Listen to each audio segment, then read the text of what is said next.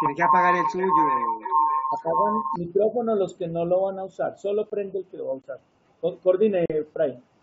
Listo, va a comenzar Nicolás. Ya estamos grabando. ¿Ya? Listo. Entonces, el día de hoy, pues como ya lo dijo el doctor Duque, vamos a continuar pues con el tema que es la introducción pues al pensamiento clínico. Entonces, inicialmente, pues debemos recordar de que en lo que respecta pues a lo que es el pensamiento clínico, todo lo vamos a englobar en lo que es el proceso diagnóstico. Como nosotros como médicos y como estudiantes de medicina llegamos pues a lo que es el proceso diagnóstico, porque en últimas es lo que nos interesa, proceso diagnóstico y posteriormente pues el terapéutico. Eh, Algo importante entonces, debemos recordar pues que nosotros en la práctica clínica y cuando estamos haciendo la atención médica, la atención de un paciente, encontramos dos momentos que son cruciales. Uno de ellos es pues la obtención de la información que le hacemos mediante la anamnesis y el siguiente pues es la interpretación como tal de todos esos datos que podemos obtener. Y como ya lo había mencionado anteriormente, lo hacemos básicamente con la función de conseguir o llegar a un diagnóstico. Cuando hablamos entonces de pensamiento clínico, debemos recordar un término que son, pues el término del método, ¿sí? Del método científico, pero exactamente del método clínico. Como cualquier tipo de método científico, hablamos de que es básicamente esa serie de pasos lógicos o de pasos previamente pues organizados para pues que nosotros obtengamos información adecuada y de la mejor manera. Entonces, definimos el método clínico, todo esto, pues para poder entrar un poquito en contexto general de lo que es el razonamiento clínico. Entonces, algunos autores lo definen el método clínico como no es más que el método científico aplicado al trabajo con los pacientes. Otra definición es el método científico de la ciencia clínica, la que tiene como objetivo el estudio del proceso de salud y enfermedad, básicamente lo mismo que ya veníamos mencionando, las definiciones que encontramos de diferentes autores. Eso salió así, ¿cierto?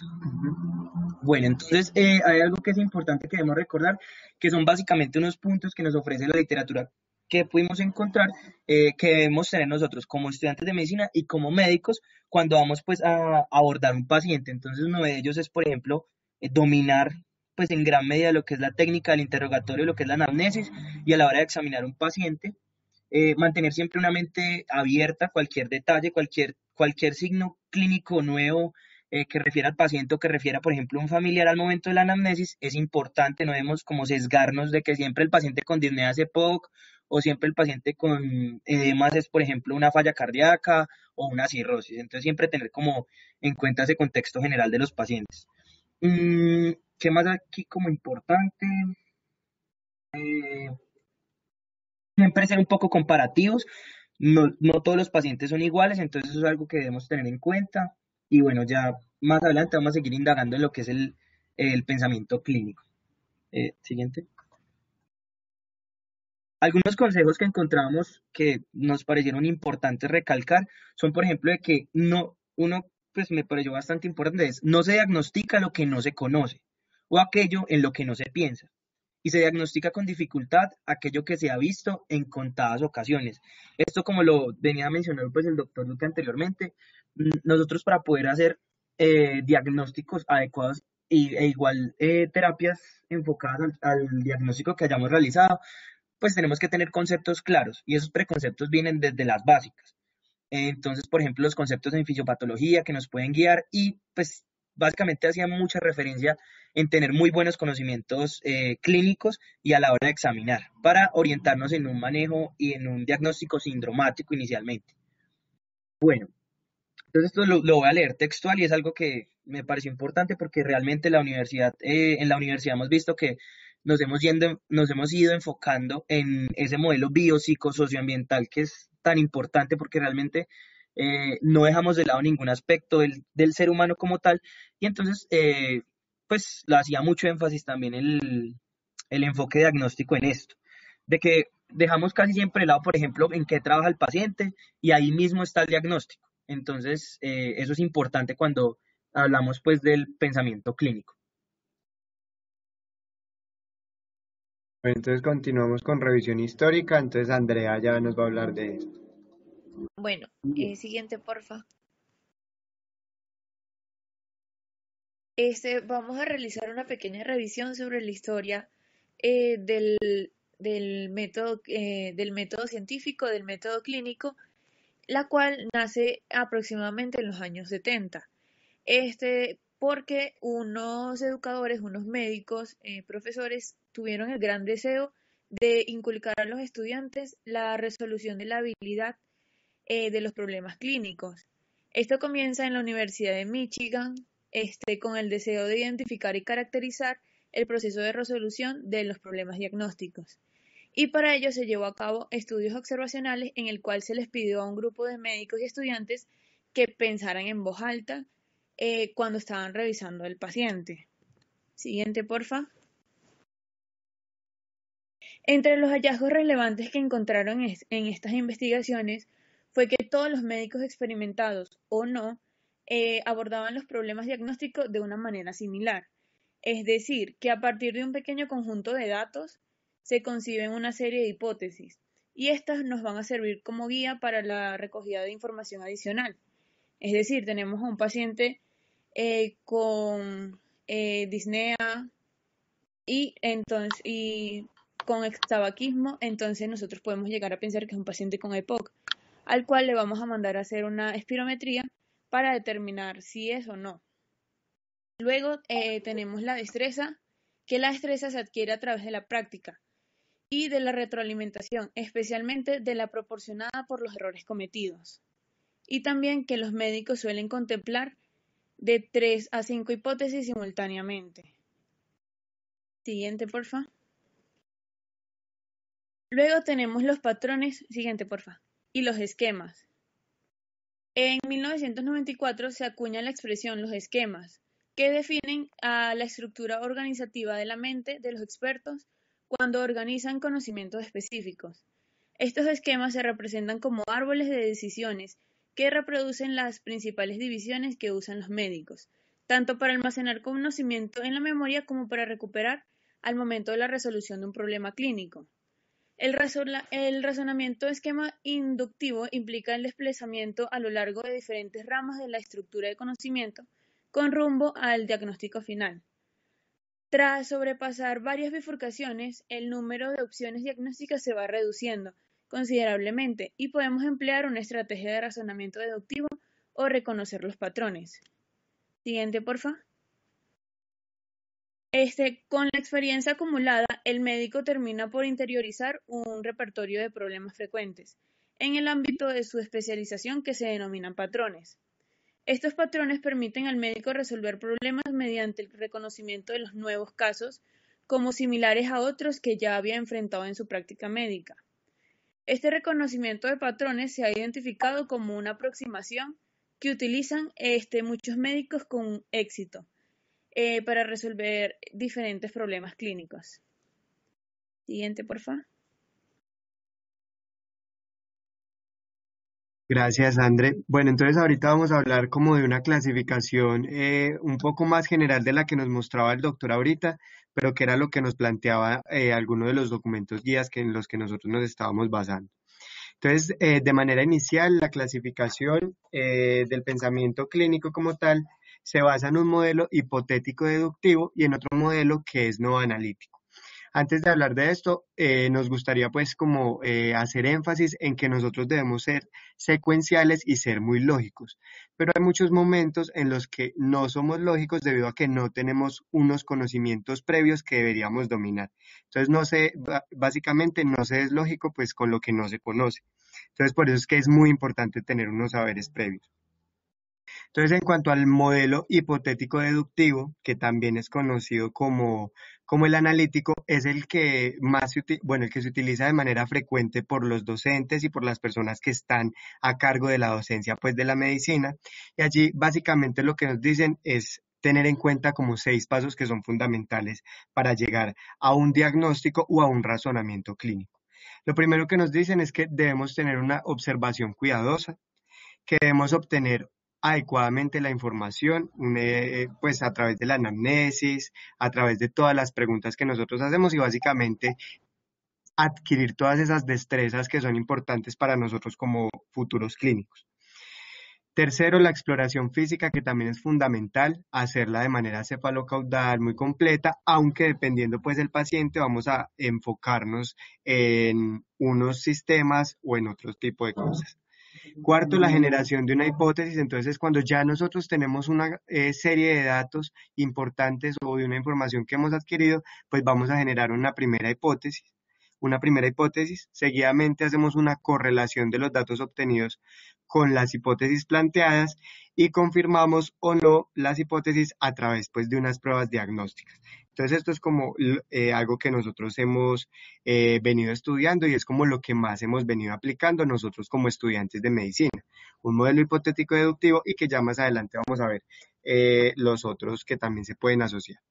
Está el modelo no analítico que pues característicamente tiene relación con la edad de los clínicos, con la experiencia que ellos tienen, y es que a medida pues de que van siendo más clínicos, van desarrollando diferentes patrones, diferentes modelos mentales, que lo que hacen es facilitarles la detección de alguna patología, por ejemplo.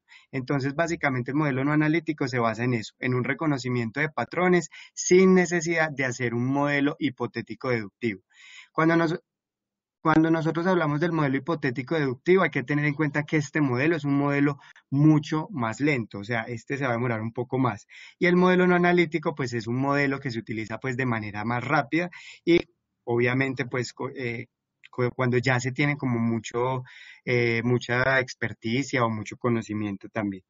Entonces, por ejemplo, podemos decir que el modelo hipotético deductivo es muy utilizado en consulta externa y un modelo no analítico en casos de urgencias, que lo podríamos relacionar pues de alguna manera, por la velocidad o por el tiempo como tal.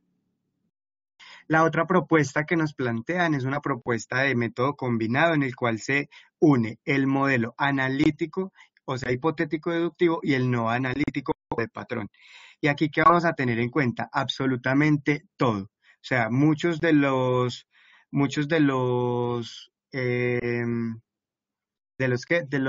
las personas que estudian estos temas dicen que este es el método exhaustivo. Entonces allí básicamente nosotros nos vamos desde pues nos vamos a buscar como una etiología, vamos a tener en cuenta que existen etiologías pues de muchos tipos, microbiológicas, físicas, químicas, psicosociales, inmunológicas, neoplásicas, y que cada una de ellas me va a generar una patogenia específica o una fisiopatología, pues según lo que esté generando pues la lesión. Y de esa misma manera se va a generar pues una expresión clínica que es la parte de los signos y de los síntomas. Debemos tener en cuenta también toda esa parte de la anamnesis, pues que es muy importante, y hacernos unas preguntas como ¿dónde está el problema? ¿Cuál es la función de ese problema? ¿Y qué mecanismos de lesión me lleva a la disfunción y la expresión morfológica de ese problema que se está presentando? Entonces son como tres modelos que allí nos presentan y pues que cada uno tiene su utilidad específica. Entonces seguimos con ¿quién sigue?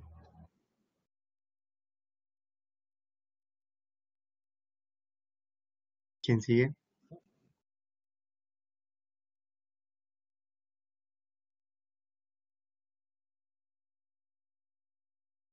Natalia. ¿Se durmió Natalia o qué? ¿No me escuchan? Ya Sí. la estamos escuchando. Yo ya estaba hablando. Bueno, entonces posteriormente vamos a pasar a la evolución de la estructura del conocimiento y estrategias disponibles para resolver pues, los problemas clínicos como tal. La siguiente, por favor. Bueno, entonces primero debemos tener en cuenta que el conocimiento médico no es una simple colección de datos, sino que es un proceso dinámico de análisis y pues evaluación de la información. Entonces el documento es muy enfático que a medida pues que aumentan nuestros conocimientos, incorporamos nuevos datos a esta estructura cognitiva y pues estos datos son precisos organizarlos en esquemas estructurales mentales que posteriormente nos van a ayudar para resolver los problemas clínicos o para establecer diagnósticos, es decir, para que sean clínicamente útiles. Entonces acá vemos una imagen que consideramos es muy importante porque por allí, digamos, pasamos absolutamente todas las personas en el cual hay una evolución de acuerdo a los conocimientos que adquirimos y a la experiencia que vamos conllevando pues al paso de los años.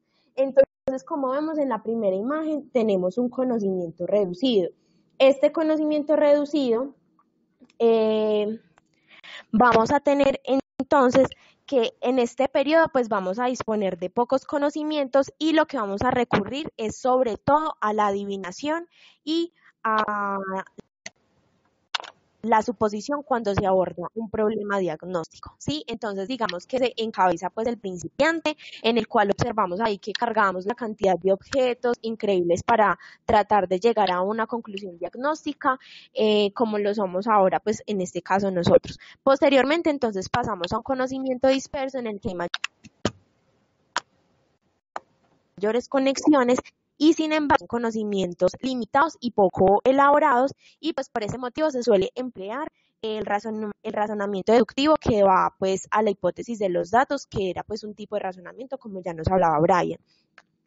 En este caso, pues entonces lo que hacemos es que usamos esta estrategia hipotética deductiva para incluir o para descartar algunos diagnósticos, o como plan B cuando el problema se plantea pues de forma imprecisa, en lo que vamos a pues en nuestros ámbitos de competencia utilizamos pues el análisis hipotético deductivo. En esta circunstancia, lo que se realiza entonces es una hipótesis en la que se trabaja de sentido inverso, es decir, que va hacia la búsqueda de los síntomas o signos asociados a la enfermedad en la que estamos pensando. Estos dos, tanto el conocimiento reducido como el disperso, pues entonces encabezan el principiante. Posteriormente, entonces pasamos a un conocimiento elaborado causal, en el cual se tienen más conocimientos acerca de las enfermedades, de sus manifestaciones y de las relaciones causa-efecto. Aquí también se utiliza el razonamiento hipotético deductivo al resolver problemas clínicos. Sin embargo, pues se establece un diagnóstico más eficaz a contrario pues de lo que se generaban los anteriores conocimientos o etapas. En este pues entonces ya encabeza el intermedio. Posteriormente, entonces, tenemos el conocimiento esquematizado, en el cual el médico alcanza este nivel cuando ya es capaz de reconocer diferentes formas de presentación de un problema concreto. Y pues para cada una de estas presentaciones, él elabora como un esquema mental en el cual hay categorías, subcategorías y clases, de acuerdo pues al conocimiento que tenga. Entonces acá ya es capaz de identificar que le permiten discriminar en categorías y ramas dentro de un esquema. En este ya utilizamos una forma de razonamiento inductivo que va de los signos y los síntomas de la enfermedad hacia la enfermedad, no como ocurría anteriormente, que era desde la enfermedad buscando pues los síntomas que conlleva la enfermedad. Y pues este ocurre solo cuando se dispone una estructura del conocimiento jerarquizada, es decir, en órdenes, muy organizada, y pues habla pues de que más o menos se requieren 10 años de experiencia para llegar a este conocimiento esquematizado. Y posteriormente el último es el conocimiento de patrones, en el cual debido a la experiencia acumulada, el médico ya ha identificado los aspectos más prevalentes y relevantes de las enfermedades en el esquema, lo que capacita para el reconocimiento pues inmediato de todas las enfermedades. Acá pues en cada diapositiva ya está explicado cada uno de los conocimientos de las etapas por las que pasa el médico para mayor facilidad de nuestros compañeros a la hora de estudiar las diapositivas. Bueno, posteriormente pasamos a los elementos del razonamiento Entonces acá, siguiente por favor. Es un esquema en el cual nos explica muy bien como el proceso diagnóstico que nosotros realizamos a menudo. Entonces, primero tenemos unos conocimientos previos. Estos conocimientos previos, entonces, son dos pilares fundamentales. Uno, en el cual revisamos la información disponible, es decir, los antecedentes de la información a la cual nosotros tenemos acceso, es decir, de patologías, de enfermedades, de signos y de síntomas. Y el otro pilar es recoger nueva información de nuestro paciente, en el cual durante la anamnesis, la historia, la exploración física y las pruebas complementarias nos ayudan pues a recopilar toda esta información. Entonces la información disponible tanto de nuestro conocimiento como de la que adquirimos de nuestro paciente nos ayuda a conllevar al siguiente paso, que es procesar la información, en el cual pues se evalúa en función de su relevancia. Entonces cogemos, por así decirlo, los datos más relevantes y posteriormente se va a la representación precisa del problema, es decir, en algunos casos se le llama también concepto inicial. Acá ya entonces identificamos de alguna manera la patología y por lo tanto nos vamos a una generación de hipótesis de acuerdo a todos esos conocimientos y al procesamiento de la información que tenemos. Posteriormente a la generación de hipótesis, entonces nos vamos a una búsqueda y selección de un patrón de la enfermedad. Con el fin de que, pues, de llegar a un diagnóstico certero. Como hablábamos anteriormente, esto requiere de la experiencia de la persona, de la estructura cognitiva que tenga y de los esquemas mentales y de muchas más adquisiciones que se tienen a lo largo, pues, de la carrera. Listo, la siguiente. Bueno, ¿me escuchan? Sí. Bueno, posteriormente pasamos al razonamiento clínico desde la teoría del proceso dual, que para retroalimentar básicamente es lo que dijo mi compañero Brian, que tenemos un proceso analítico y no analítico. Resumidamente, en el proceso analítico tenemos que se emplea el modelo hipotético deductivo, que se hace como un análisis cuidadoso entre los síntomas y signos que vamos a diagnosticar, ¿sí? Y el modelo no analítico, que se basa en el reconocimiento de patrones acumulados a través de la experiencia y en este caso se enfoca mucho como en la memoria. Siguiente, por favor. Bueno, entonces tenemos que se considera como que se considera razonamiento clínico como una habilidad y un proceso. Estos dos deben de ir de la mano para así nosotros desencadenar y tener un diagnóstico adecuado. Entonces, el razonamiento clínico consiste en obtener información, organizarla e interpretarla para generar una hipótesis, probarlas, evaluar otras alternativas diagnósticas y descartarlas, y proponer o comprobar así el tratamiento. Siguiente, por favor. Bueno, el razonamiento clínico ocupa un lugar medular en el diagnóstico médico, como lo hemos venido hablando anteriormente, y se convierte en el precursor de la decisión y la acción. Se utiliza en la acción individual de los pacientes durante la práctica clínica para así tener un adecuado diagnóstico por ellos. Siguiente, por favor. Bueno, el razonamiento clínico como habilidad generalizada. Siguiente. Es necesario enmarcar el razonamiento clínico como habilidad a través de 3 postulados que se relacionan a continuación. El primer postulado propone la habilidad de resolución de problemas. Entonces, este es formado por las siguientes fases, las cuales son analizar el problema, determinar a partir de un análisis la vía o las vías de solución o los nuevos problemas a partir del inicial, ejecutar la solución seleccionada, probar otras alternativas, plantear nuevos problemas y controlar el resultado obtenido, es decir, el tratamiento. El segundo postulado consiste en un sistema de habilidades intelectuales asociadas con los actos de diagnosticar y tratar. En este caso tenemos que comparar, identificar, definir, clasificar, describir, explicar, interpretar y predecir. Esta clasificación tiene como una limitación para las asignaturas clínicas la ausencia de la habilidad de resolución de problemas clínicos. Y el tercer postulado es la habilidad de resolución de problemas, que se considera como una habilidad generalizada. Estos 3 postulados deben de ir de la mano para nosotros realizar un diagnóstico adecuado. Hola, ¿me escuchan? Sí. Bueno, entonces Sí, acá Marta. vamos a empezar a hablar como de la otra cara de la moneda del pensamiento lógico. Entonces, para eso tenemos que tener claro un término que se llama el heurísticas. Pásala, porfa. Entonces, ¿qué es?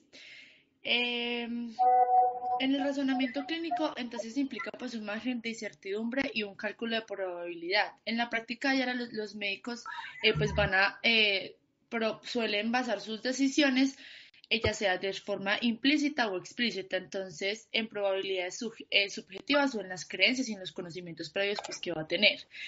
También entonces conocidas como heurísticas, entonces como tal que son, van a ser como un proceso, como tal lo dice en la diapositiva, que va a ayudar a los clínicos a resolver situaciones complejas o ambiguas, importante aquí, en los cuales pues no hay como una claridad o no se es capaz de procesar o de computarizar todas las alternativas o todas las posibilidades de diagnóstico que yo tengo. O en caso tal de que yo tenga varios diagnósticos, pues la posibilidad de las deliberaciones, o sea, pues todas como eh, la- los instrumentos que yo tengo para diagnosticar que pueden ser de costo alto. Entonces, esa sería como una herramienta. Pásala, porfa. Entonces, a veces al utilizar esta herramienta, pues se van a cometer errores, de los cuales entonces pues vamos a hablar cuáles pueden ser. La disponibilidad del recuerdo, acá lo que quiere decir es que se sobreestima la probabilidad de enfermedades. O sea que vamos a tener como prioridad enfermedades que son más comunes o las cuales tenemos más contacto y vamos a sobreestimar enfermedades que de pronto no son tan frecuentes pero que el paciente podría tener. La representatividad, se sobreestima la probabilidad de las enfermedades raras porque el paciente tiene hallazgos típicos de esta enfermedad. El exceso de confianza a veces por parte del clínico. En este artículo decían que entre más experiencia tenía pues, el médico, más probabilidad tenía o más exceso de confianza tenía, entonces pues también teniendo un margen de error por esto. El sesgo de confirmación lo que quiere decir es que a veces nosotros nos enfocamos en un solo diagnóstico, nos dejamos llevar como por algunos síntomas y no tenemos como eh, otra categorización, o sea, no pensamos en más diagnósticos o qué otras patologías podría tener el paciente. Y la asociación ilusorias. Pásala, porfa. Entonces, ¿cómo mejorar nuestra práctica clínica?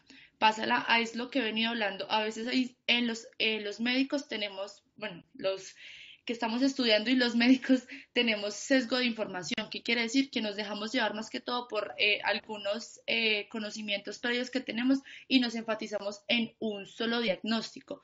El documento enfatizaba mucho que a veces, obviamente, los médicos entre más experiencia tienen, pues mejores médicos van a ser, pero a veces suele pasar que van a tener el cierre prematuro, que pues que se define como la ausencia de consideración de otras alternativas diagnósticas que se van a descartar una vez pues ya tengamos como una primera hipótesis. Entonces lo que venía diciendo, un médico a medida que acumula más experiencia empieza a predominar un proceso más automatizado, entonces empieza como por toda la experiencia que ha tenido, entonces empieza a diagnosticar lo más frecuente y olvida pues otros parámetros importantes u otros posibles diagnósticos. A veces también dejan a un lado lo que es el examen físico y toda la evaluación del paciente que digámoslo, los médicos que apenas empiezan, pues si lo tienen un poquito más establecido porque no tienen tanta confianza como los médicos que ya tienen un poquito más de experiencia. Pásala, por favor. Y lo que venía diciendo, el desempeño profesional pues mejora, claro, a medida que se adquiere más experiencia, pero pues puede pasar lo que ya veníamos diciendo, que se pone en una automatización, en los cuales pues se puede perder un poquito más el hilo y pues retrasa, entonces se va volviendo más de forma más pericia y retrasa la adquisición, entonces digamos lo que se van volviendo más mecánicos, que es lo que he venido hablando. Pásala. Y ya, esas son las dos bibliografías de las cuales sacamos el tema. Doctor, nosotros hicimos una revisión sistemática de 4 artículos, acá los podemos ver, pásala, por favor. Ahí están las respectivas bibliografías y esperamos pues que nos hayamos hecho entender con esta presentación. Muy bien, muchachos, me parece Me parece un un trabajo coordinado. Yo pienso que para las dificultades que todos ustedes obvias tienen con tanta carga, la verdad uno entiende que tienen mucha carga, pero que yo sé que esa carga les va a generar mayor desarrollo de pensamiento y ustedes van a estar muy bien a futuro, corto plazo. El trabajo coordinado está muy bien, está muy bien. Yo pienso que la presentación está muy bien, que la hagan entre todos, que todos participen de ella, que mire que prácticamente lo teórico estaba ahí, lo que habíamos visto en la primera presentación mía ahí estaba. Aquí dice Brian, quiero mencionar que en medicina nos enfrentamos a procesos lógicos secuenciales en muchos casos, lo que no es igual a procesos lineales. Cada paciente es un entorno, un contexto completamente diferente al otro, pero cada paciente nos aporta patrones de mentales de importancia para cuando hagamos nuestros análisis clínicos. Sí, señor. Yo quisiera, digamos que Brian comenzó con eso, que cada uno haga un aporte similar a esto relacionado con el pensamiento clínico y lo que acabamos de ver. Entonces, el que quiera arrancar hace el aporte, si quiere me dan un minuto, un segundo, yo hago una lectura de lo que están colocando ahí y seguimos y vamos a terminar. Entonces, ¿quién quiere arrancar? Ya empezó Brian, el que sigue, que quiera aportar de los otros que no sean del grupo. Concluyendo un poco, recordemos entonces, muchachos, que como se suele decir, el conocimiento es poder. Nosotros como futuros médicos debemos tener preconceptos claros para poder generar diagnósticos acertados y realizar la mejor intervención terapéutica. No debemos dejar de lado todo, no debemos dejar de lado, no me deja verlo de abajo. Mire, el conocimiento es poder, los preconceptos son muy importantes, pero recuerde que no se puede quedar ahí. Entonces, un conocimiento sin práctica termina yéndose al vacío y una práctica sin conocimiento termina siendo una aventura bien peligrosa también. Entonces yo pienso que las dos cosas son muy importantes. ¿Quién quiere continuar aportando?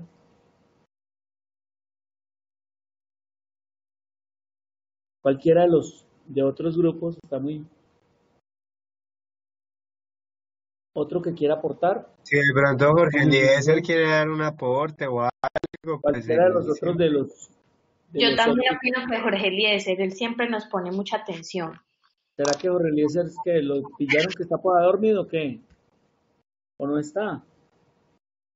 Jorge Eliezer. Edgar José, leamos a Edgar José. Yo pienso que el pensamiento es una forma de entender los contextos de nuestros saberes para aplicarlos de forma asertiva. Con cada paciente, como mencionan mis compañeros, cada uno es diferente. Asimismo, debemos estar abiertos a tomar todas estas estrategias para encontrar y brindar la atención adecuada a cada paciente. ¿El qué?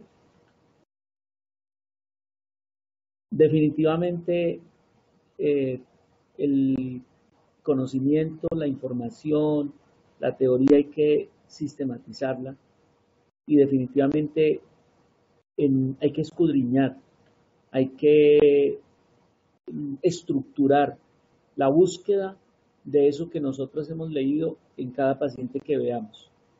Hay que utilizar estrategias que es, como les digo, parte de lo que de los propósitos de este espacio y que vamos a utilizar después. Esperen un momentico que Daniel Valencia, como médicos debemos utilizar todas las herramientas que tengamos a disposición para abordar. Entre estas herramientas podemos aplicar las experiencias de otros colegas, pero debemos recordar que el paciente puede tener múltiples... espere, vamos despacio, por favor. Apenas terminamos de leer el aporte. Aunque el método no analítico es muy común verlo en la práctica, no debemos dejarnos llevar por la primera impresión. Totalmente, Andrea, totalmente. Ese es un sesgo que se comete, ese es un error, perdón, que se comete de apreciación. A veces nos basamos mucho en nuestro ojo y ese ojo puede generar conflictos y generar problemas. Darle paso a la incertidumbre, a la duda razonable, darle paso a que nos podemos estar equivocando para al final equivocarnos lo menos posible. El pensamiento clínico sin duda va de la mano con el pensamiento científico, total, desde la parte semiológica hasta el diagnóstico y próximo seguimiento de la enfermedad. De esta manera los modelos analíticos y no analíticos deben ser utilizados. Fíjese cómo La teoría propone una mezcla de los dos y nosotros propusimos una mezcla de los dos. Nosotros proponemos siempre el método de la forma de la Gestalt, que no es analítico, con el método hipotético deductivo. Mezclar las dos es un ideal. Entonces, en una racionalidad de la utilización de los métodos que obtenemos un mejor resultado. ¿Quién más aporta? Jorge Eliezer, demuestre que está por ahí, o será que Jorge Eliezer no está, prendió el computador y se fue. Y hubo uno incluso que acabó de llegar, aunque yo creo, yo tengo un invitado por acá. El licenciado Santiago Arango. Ah, Santiago Arango, démosle una bienvenida, él es un profesor él es un biólogo que acaba de entrar porque quería mirar la experiencia de Renata, él ya acaba de hacerse una aula virtual, es profesor de la del Quindío y profesor en el Colegio Campestre. Muy bien. ¿Jorge al fin habló? ¿Jorge Eliezer habló? No, que es que creo que tiene dificultades con el micrófono. ¿Seguro? ¿Pero y por qué no Sí, escribe? porque le aparece una orejita ahí. No sé por qué no escribe. Escriba, Jorge.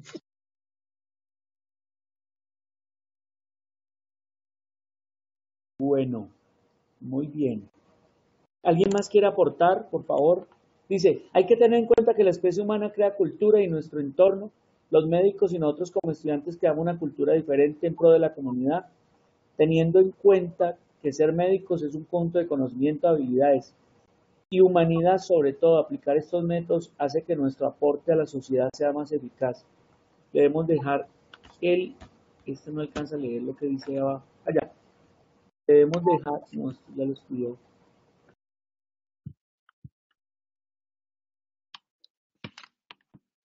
Dice que debemos dejar el ego a un lado y utilizar todo este complejo. Es lo que dice.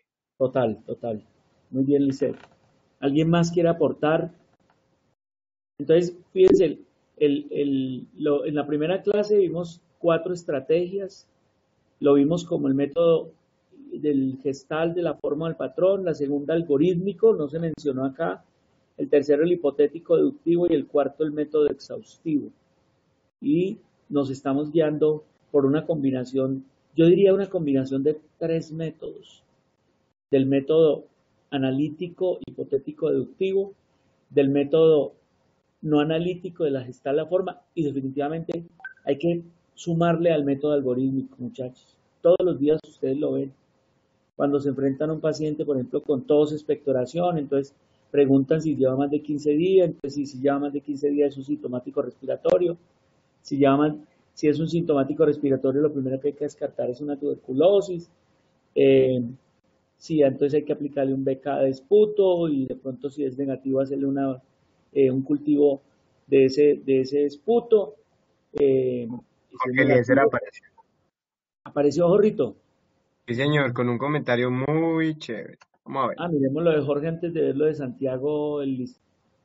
Yo sigo insistiendo, no sé si esté equivocado, pero el pensamiento clínico y el método clínico son procesos dinámicos que se complementan. Acuerde que el pensamiento clínico a la final es producto de utilizar métodos y es un proceso. Llegar a tener pensamiento clínico adecuado es un proceso. O sea que definitivamente el pensamiento a través de métodos, de aplicación de métodos, resulta en procesos dinámicos que se complementan e implementan. Espere que es que se me fue el aporte de que se complementan e implementan herramientas para mejorar nuestro raciocinio frente a problemas. Siempre debemos tener en cuenta que hay que practicar el método analítico, ¿sí? Y no, se me fue, y no sobrevalorarlo. Y no sobrevalorar el paso a paso para llegar a un diagnóstico claro, sin dejar de lado que hay que tener una mente abierta para poder implementar una índole multidimensional. Muy bien, muy buen aporte, Jorge Elías. Y el profesor Santiago Arango dice, muchas gracias por la invitación a esta sección, qué interesante ver cómo se optimizan espacios. Esperen, Natalia, un minutico. Cómo se optimizan espacios virtuales y además ver la participación de cada uno de nosotros activa. El profesor Santiago Arango es profesor del Colegio Campestre, que ustedes saben que está utilizando una pedagogía que nace de la escuela de la pedagogía del Instituto Merani de Bogotá, de la pedagogía conceptual. Entonces, seguramente el comentario también, el ver en las pedagogías activas, con didácticas activas contemporáneas, lo que se propende es porque los estudiantes participen, los estudiantes aporten. Miremos a Natalia Andrea Castaño. Debemos tener en cuenta que el razonamiento clínico lo vamos moldeando y perfeccionando a medida que avanzamos en nuestro crecer médico. Es por eso además que el conocimiento patológico analítico es supremamente importante, tener en cuenta el entorno, preocuparnos realmente por su progreso a la salud, siendo cada vez más humanos y formándonos por... ¿Alguien alcanza a leer ahí?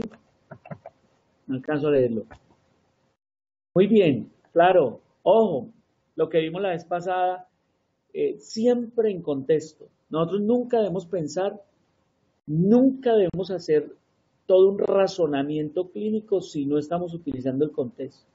Por eso lo que decía de los errores en la heurística de la probabilidad y errores que cometemos cuando de pronto sospechamos de entrada de enfermedades raras, cuando lo primero que debemos sospechar son enfermedades comunes. O lo contrario, cuando descartamos enfermedades que porque son raras, a pesar de que ante nuestros ojos tenemos una serie de signos y síntomas que nos están dando toda la evidencia de que eso es. Y yo pienso que es la justa racionalidad clínica y la utilización de todas estas herramientas la que al final los van a llevar a ustedes a ser buenos clínicos, ¿sí? Y les van a permitir acercarse, digamos, a los niveles que hemos podido alcanzar algunos clínicos en la práctica. Muy bien, Natalia. ¿Alguien más quiere aportar? No encuentro la berraca encuesta que quisiera hacer encuesta para finalizar. No la encuentro. ¿Por qué no me aparece la encuesta acá? ¿Será que lo tengo que poner como No, moderador? Ya me pongo de moderador y entonces vamos a ya me quitó. Alguien, sí, ya lo encontré. ¿Alguien quiere hacer el último aporte? No sé. Muchachos, les propongo que la clase del jueves, si todos, la mayoría podemos, la hagamos el sábado 8:30 a 10 y igual la grabamos por si alguien tiene dificultades. Entonces, voy a preguntarles acá y cada uno contesten sí o no. Si esa clase la hacemos entonces el sábado de 8:30 a 10. Por favor, voten rápidamente. Voten rápido. Bien. Perfecto. Más rápido. Voten más rápido para publicar. 78-22. Faltan 7 personas por votar. Voten, por favor. Voten. ¿Será que Jorge Eliezer ya votó? Doc, ¿cuál es la pregunta? Qué pena. La clase en vez del jueves a las 9:30 la hacemos el sábado de 8:30 a 9:30. O de 9 a 10. Hagámoslo una horita. Acuérdense que el punto de referencia es ver el proceso diagnóstico y les puse un texto ahí para que de ese texto extraigan lo fundamental. Ese texto lo tienen que adquirir. Yo lo creo que lo pueden adquirir digital entre varios. Ese texto creo que es muy barato, vale como 40 y 50 mil pesos. Le están haciendo bullying a Jorge Eliezer. Mentira, Jorge. Entonces, falta uno por votar y ganó el sí. Entonces la clase será el día. Ahora vamos a votar. Califiquemos de 1 a 5, donde A es 1 y E es 5 el encuentro que acabamos de realizar. Natalia, A es 1. Eso. Sí, la vez pasada Natalia Vigoya se nos voló en eso. No, Castaño. Natalia Castaño, qué pena. Y E es 5, ¿cierto?